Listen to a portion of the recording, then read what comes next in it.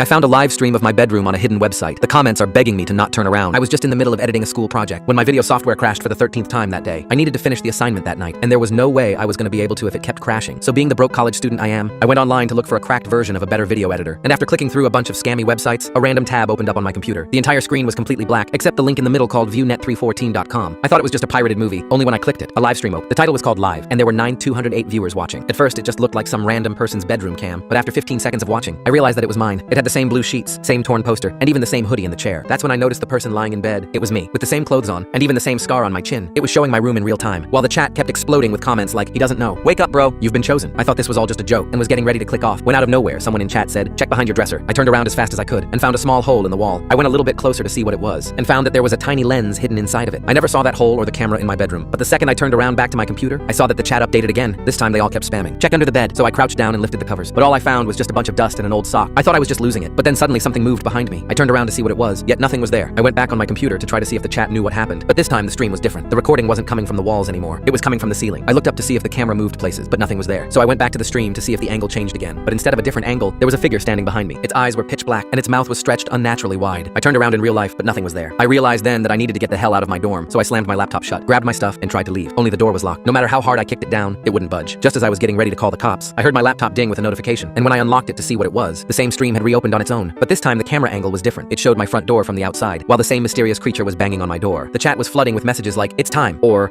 "Release him if you know what's good for you." It's been 8 minutes since that happened, and the creature just cracked my door open.